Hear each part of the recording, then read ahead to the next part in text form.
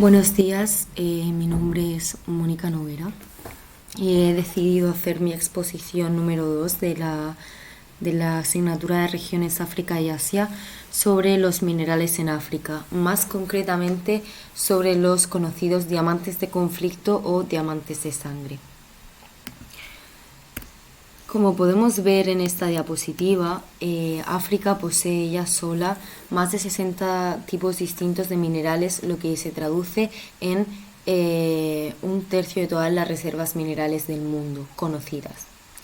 Tiene, por ejemplo, un 90% de las reservas platinoides, un 80% del coltaño, un 60% del cobalto, que por si no lo sabéis es lo que se utiliza hoy en día para la fabricación de nuestros teléfonos móviles o equipos informáticos, un 70% del tántalo, un 46% de las reservas de diamantes y un 40% de las reservas auríferas. A causa sobre todo de sus riquezas minerales, África ha sido expoliada durante mucho tiempo. Fue el terreno de juego de las potencias coloniales hasta mediados del siglo XX y hoy más que nunca se encuentra en el foco y en el corazón de batallas de influencia entre las potencias tradicionales. Un claro ejemplo es Rusia.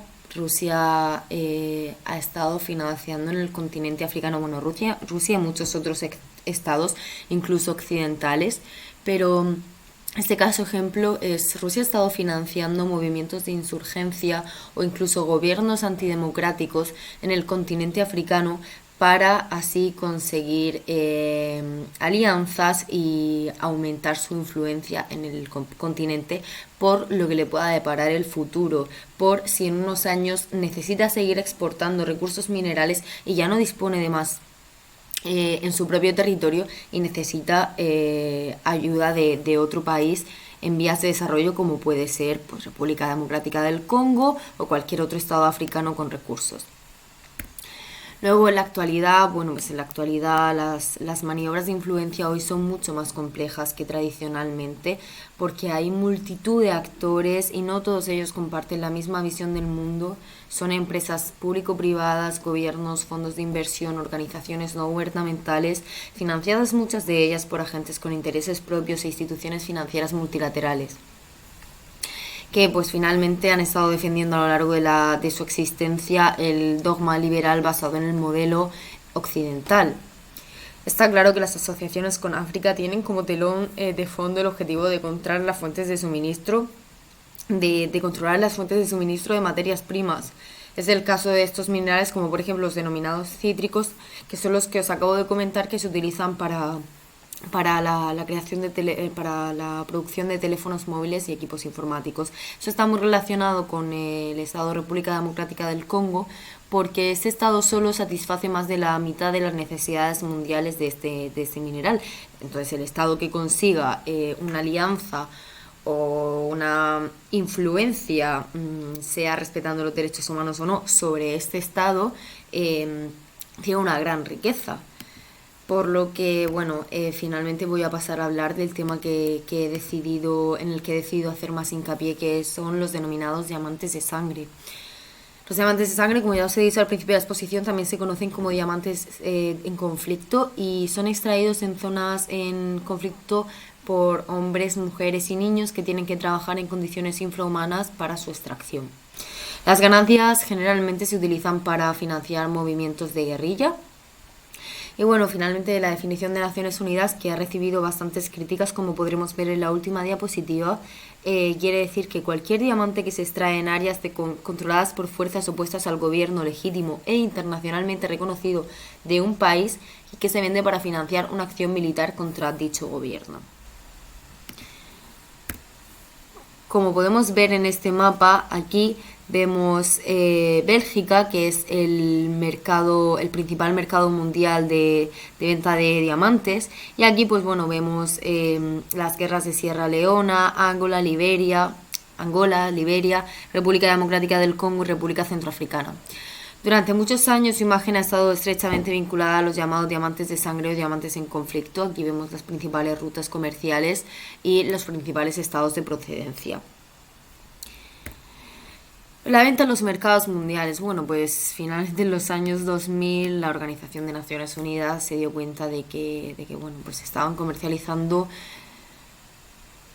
un porcentaje bastante alto del total de diamantes mundiales procedentes de estados en conflicto, como denominados diamantes de sangre, y estaban siendo comercializados en los mercados mundiales.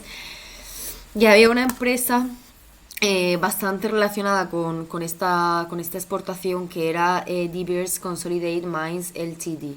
Una empresa inglesa y sudafricana que controlaba alrededor del 60% del comercio mundial de diamantes en bruto. El informe también criticó el mercado de diamantes más grande del mundo, en Amberes, Bélgica, por no verificar el origen de los diamantes que se comercializaban allí. Pero claro, antes del proceso Kimberley, que es lo que os voy a explicar a continuación, no había una obligación real de tener que explicarle al consumidor que el diamante, para la extracción de ese diamante no se habían vulnerado los derechos humanos o no era un diamante de conflicto. No había ninguna obligación. De hecho, muchos consumidores ni siquiera preguntaban, ni siquiera se informaban acerca de los métodos de extracción de estos minerales. Y entonces, pues eso, al final los grupos de derechos humanos y asociaciones comerciales junto con Naciones Unidas establecieron el proceso Kimberley. ¿Qué es el proceso Kimberley? Bueno, pues el proceso Kimberley es un sistema de certificaciones diseñado para evitar que los diamantes conflictivos entren en el mercado internacional de los diamantes. También se utilizó para garantizar a los clientes que no estaban financiando guerra ni abusos de los derechos humanos con la compra de esos diamantes. Desde entonces, pues se dice que bueno, cesó la peor de las guerras africanas y los gobiernos centrales restauraron el control sobre las áreas controladas por los rebeldes. Vale. Se supone que la exportación o el comercio mundial de estos diamantes de sangre cayó hasta un 15% en la década de 1990 y al menos un 1% en 2010. Cosa que ha sido criticada posteriormente. Bueno, paso la diapositiva. Bueno.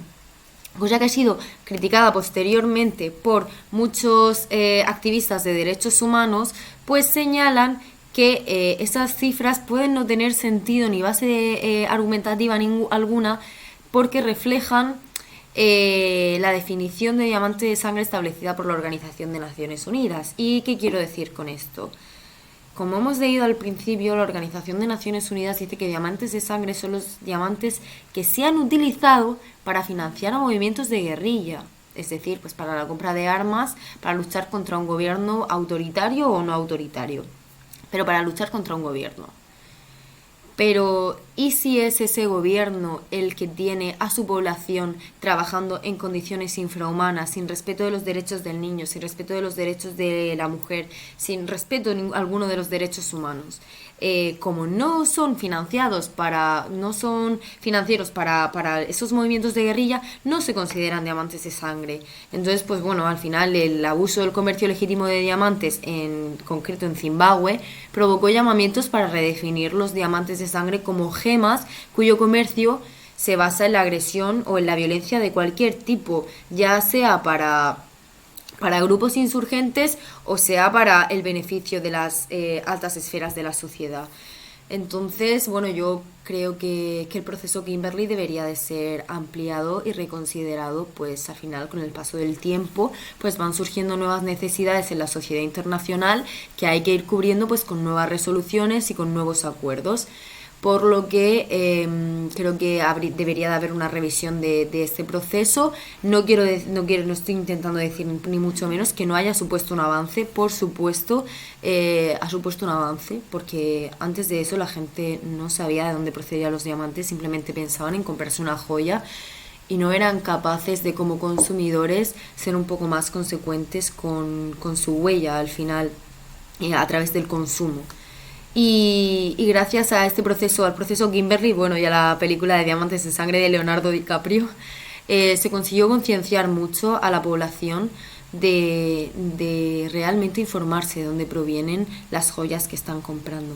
Y bueno, esto ha sido todo. Espero que os haya gustado la exposición. Me ha parecido un tema muy interesante el de los diamantes de sangre. Espero que poco a poco se vaya puliendo el derecho internacional y la población sea más consecuente con ello. Y nada, esto sería todo. Un saludo y cualquier duda que tengáis me podéis comentar. Adiós.